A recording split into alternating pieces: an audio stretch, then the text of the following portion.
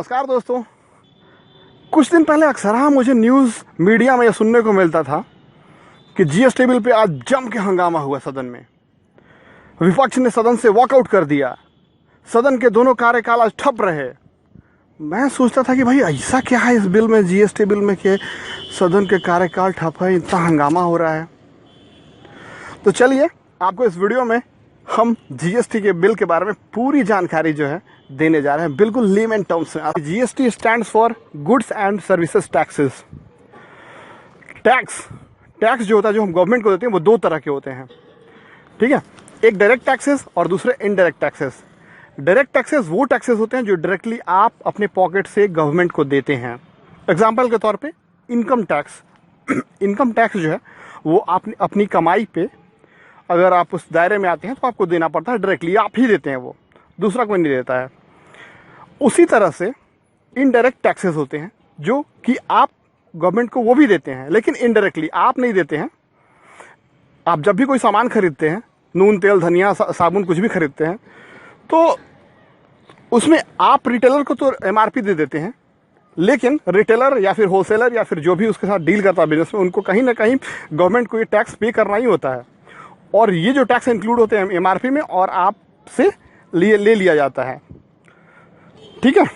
तो अब indirect taxes जो होते हैं कितने तरह के, 18 तरह के लगभग अपने देश में इनडायरेक्ट टैक्सेस हैं, जो कि मैं बताने जा रहा हूं। और जीएसटी का टोटली लेना देना है इस सभी इनडायरेक्ट टैक्सेस से। ओके, डायरेक्ट टैक्सेस से जीएसटी का कोई लेना देना नहीं, वो जैसा है वैसे ही रहेगा। अब देखिए इनडायरेक्ट टैक्सेस आपको थोड़ा बता दें कितने सारे इंडिया में हैं। लगभग कुछ इंपॉर्टेंट बता देते हैं, चलिए ठीक है। वैसे तो 19 नहीं बताऊंगा मैं, कुछ इंपॉर्टेंट जो है वो बता रहा हूं। सबसे पहले सेल्स टैक्स। सेल्स टैक्स जो होता है वो कुछ भी आप जो सामान जो है आप बेचते हैं तो उस पर देना पड़ता है गवर्नमेंट को, ठीक है। अगर सामान जो है आप विद इन स्टेट बेच रहे हैं तो स्टेट गवर्नमेंट को, ठीक है, वैट के तौर पे देना पड़ता है। और अगर आप सामान को दूसरे स्टेट में बेच रहे हैं तो सेल टैक्स आपको सीएसटी, सेंट्रल सेल्स टैक्स के रूप में देना पड़ता है सेंट्रल गवर्नमेंट को, ठीक है। दूसरा सर्विस टैक्स। सर्विस टैक्स जो है वो याद रखिएगा केवल और केवल सेंट्रल गवर्नमेंट जो है उसी के हाथ में जाता है ये सर्विस टैक्स। एग्जाम्पल के तौर पे जैसे आपने होटल में खाया, कहीं किसी से नाई से बाल कटवा लिया, नाई से बाल कटवा लिया तो टैक्स नहीं लगता इंडिया में लेकिन जो भी सर्विसेज लिए वो उस तरह से, ठीक है। उसके बाद प्रोफेशनल टैक्स हो गया, लग्जरी टैक्स हो गया, ठीक है। प्रोफेशनल टैक्स यानी आप सपोज कीजिए आपने किसी चार्टर्ड अकाउंटेंट वगैरह का कुछ हेल्प लिया, उनसे कुछ सर्विसेज लिया, तो उसका टैक्स जो है बड़े शहरों में पे करना पड़ता है। लग्जरी टैक्स, सपोज कीजिए आपने लग्जरी होटल्स ताज वज में रह लिए तो उसमें पे करना पड़ता है। एंट्री टैक्स एग्जाम्पल के तौर पे, एंट्री टैक्स जो है वो जैसे आप गाड़ी से जा रहे हैं गुड्स लेके, सामान लेके, तो एक स्टेट का दूसरे स्टेट में जब आप क्रॉस करेंगे बॉर्डर तो वो दूसरा स्टेट वाला लेता है। उसके बाद फिर सेंट्रल एक्साइज टैक्स। अगर आप मैन्युफैक्चरर हैं किसी चीज़ को तो सेंट्रल गवर्नमेंट जो है आपसे उस मैन्युफैक्चरिंग पे सेंट्रल एक्साइज टैक्स लेता है। कस्टम ड्यूटी यानी कुछ आप जो सामान इंपोर्ट कराते हैं उस पर सेंट्रल गवर्नमेंट लेता है ये चीज़, ठीक है। एंटरटेनमेंट टैक्स, सिनेमा घर में जो है वो सब लिया जाता है। और बहुत तरह के और भी, टोटल बताया मैंने 19 टैक्सेस होते हैं, 18 या 19 टैक्सेस होते हैं जो कि आपसे वसूले जाते हैं इनडायरेक्टली, ठीक है। अब आप थोड़ा ध्यान दीजिए कि ये जो टैक्सेज है सबका परसेंटेज अलग अलग होता है, डिपेंड 1 से लेके 15% तक। किसी स्टेट्स में ये डिपेंड करता है, स्टेट टू स्टेट वैरी करता है, और product to product, business to business थोड़ा वैरी करता है। इसलिए ये एग्जैक्टली डिटेल बताना थोड़ा मुश्किल हो जाएगा, बहुत समय लग जाएगा। तो चलिए अब आपको आगे बताते हैं। तो अब जब कभी भी आप कोई सामान खरीदते हैं, गुड्स खरीदते हैं या किसी की सेवा लेते हैं, सर्विसेज लेते हैं, तो आपको इनडायरेक्टली जो है सर्विस टैक्स, आपको इनडायरेक्टली जो है टैक्स जो है पे करना पड़ता है गवर्नमेंट को। किसी किसी केस में सेंट्रल गवर्नमेंट को, किसी किसी केस में स्टेट गवर्नमेंट को, और किसी किसी स्टेट में दोनों को पे करना पड़ता है। और अब दूसरा चीज सुन लीजिए कि किसी किसी वस्तु पे जब आप खरीदते हैं तो हो सकता है कि एक टैक्स लगे, कोई एक टैक्स, जैसे जो 19 टैक्सों में से एक टैक्स लगे। किसी किसी सब वस्तुओं पे एक से ज़्यादा टैक्स लग जाता है, 2, 3, 4, 5 भी लग जाता है। तो इस केस में क्या होता है, जिसपे ज़्यादा टैक्स लग गया वो महंगा हो जाता है। तो आमतौर पे इंडिया में लगभग कोई भी सामान खरीदते हैं जब आप, तो ऑन एन एवरेज 30 से 35% टैक्स लग जाता है। किसी किसी वस्तु में लगभग 40 से 50% भी टैक्स देना पड़ता है आपको, लेकिन आपको पता नहीं चलता ये चीज़, ठीक है। तो जिससे महंगाई जो है कह रही है कि बढ़ रही है और इसलिए लाया जा रहा है जीएसटी बिल। तो जीएसटी बिल लाने से का मकसद क्या है कि ये जो है जो जीएसटी बिल जो होगा उससे इन सारे टैक्सेस से आपको छुटकारा मिल जाएगा। अलग अलग जो टैक्सेस आप भरते हैं सेल्स और सर्विसेज के लिए, आपको केवल और केवल एक टैक्स भरना होगा, चाहे आप जो भी बिजनेस करें, चाहे सेल्स के लिए या सर्विस के लिए, ठीक है। और केवल एक सेंट्रल गवर्नमेंट के लिए भरना पड़ेगा टैक्स, ठीक है, जो कि 18% होगा, जिसे कहेंगे जीएसटी बिल के अंतर्गत, ठीक है।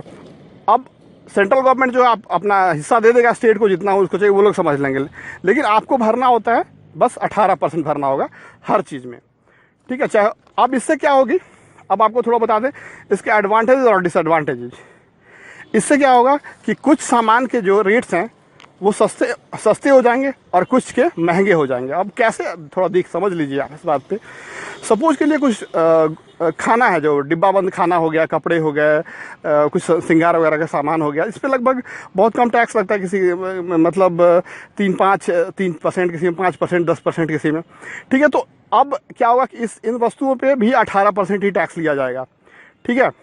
तो ये थोड़ी महंगे हो जाएंगे, लेकिन कुछ चीज़ें, ठीक है, जिसमें कि जैसे कि एग्जांपल के तौर पे आप समझ लीजिए, महंगी गाड़ी एक ले लीजिए, एक्सयूवी जो गाड़ी होती है वो सब ले लीजिए। तो इसमें क्या होता है कि आपको कई टैक्स देने पड़ते हैं। एग्जांपल के तौर service tax, sale tax, luxury tax और कई, तो मिला जुला के बहुत ज़्यादा बढ़ जाता है ये रेट। तो अब इन गाड़ियों पे भी मात्र आपको 18% ही जीएसटी देना होगा। तो ये गाड़ियाँ सस्ती हो जाएंगी, लगभग 40 से 50 हज़ार रुपये आपको कम पड़ेंगी, है ना। उसी के तौर पे दूसरा तौर पर एग्जांपल देते हैं आपको जो सस्ती होने का। सपोज कि आप रेस्टोरेंट में जाते हैं खाना खाने के लिए, तो आपको यहाँ पे देखिए बिल में आपने कभी ध्यान नहीं दिया होगा, देखिएगा, ठीक है। फिलहाल अभी क्या होता है कि आपको इसके लिए सेल्स टैक्स भी देना पड़ता है, यानी वैट भी देना पड़ता है, और आपको सर्विस टैक्स भी देना पड़ता है।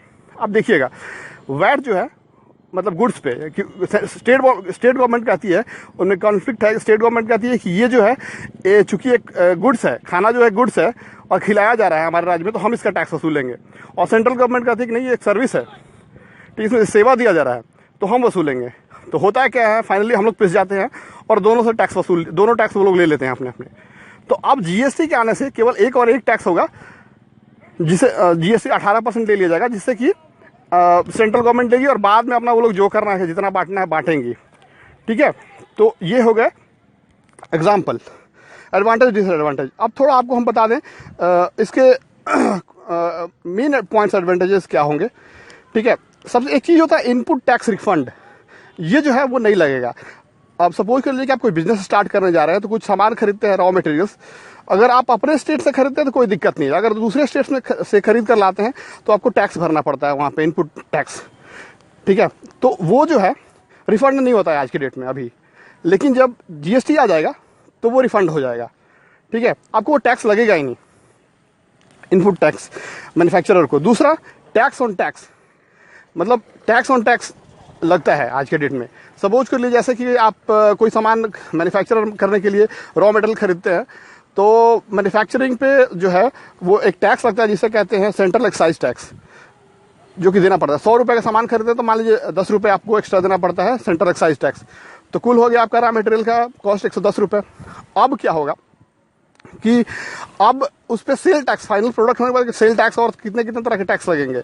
तो वो जो होता है वो केवल रॉ मटेरियल पर नहीं लगता है, वो टैक्स को भी इंक्लूड कर लेता है उसमें। 110 रुपये पे वो टैक्स लगता है ना, मतलब आपका बेस प्राइस प्लस वो जो है उस पर टैक्स लगता है। तो ये जो चीज़ होगा, मतलब टैक्स का टैक्स जो है वो अब नहीं लगेगा जीएसटी आने से। तीसरी चीज़ कि डबल टैक्सेशन, जो कि कुछ सर्विसेज के नाम पे कुछ सेल्स के नाम पे लिया था, वो नहीं होगा, एक ही लगेगा। चौथा कि ये सारे प्रोसेस जो बहुत कॉम्प्लिकेटेड हो जाते हैं, कि मतलब इतने सारे टैक्सेस हैं, बिजनेसमैन को पे करने पड़ते हैं, समय पे सबको याद रखना पड़ता है, पेपर वर्क मेंटेन करना पड़ता है, लाइन में लग के कहीं जमा करना पड़ता है, कहीं ऑनलाइन जमा करना पड़ता है। अगर कुछ गलती हो गया तो पेनाल्टीज़ है, उसके रिटर्न फाइल करना पड़ता है। तो बहुत एक तरह से हेडेक भी रहता है सबके लिए, कि जो फिलअप करते हैं उनके लिए भी, बिजनेसमैन के लिए और गवर्नमेंट के लिए भी। तो इनके लिए बहुत टाइम सेविंग हो जाएगा जब ये जीएसटी आ जाएगा। तो फटाफट बस एक ऑनलाइन पोर्टल बनाया जा रहा है, जिसपे कि आपको एक अपना जीएसटी नंबर मिल जाएगा, यूनिक नंबर मिल जाएगा। आप उससे लॉगिन करके और गवर्नमेंट भी उससे लॉगिन करके आपका डिटेल्स देख सकती है। आपको कितना पे करना है, क्या करना है, सब कुछ ऑनलाइन हो जाएगा, वैसा बन रहा है। और उम्मीद है कि ये सब कुछ ठीक ठाक रहेगा। तो नेक्स्ट ईयर 1 अप्रैल 2017 से लागू कर दिया जाएगा। तो हम ये उम्मीद करें कि आप जीएसटी के बारे में बिल्कुल सब कुछ क्लियर समझ गए। अगर स्टिल आप नहीं समझे कुछ या कुछ कन्फ्यूज़न है दोस्त, तो प्लीज़ कमेंट बॉक्स खुला रखा है यूट्यूब ने नीचे, आप इसमें कमेंट में लिखिए आपके सवाल, बंदा आपके खिदमत में हाजिर है। Thanks for watching, bye.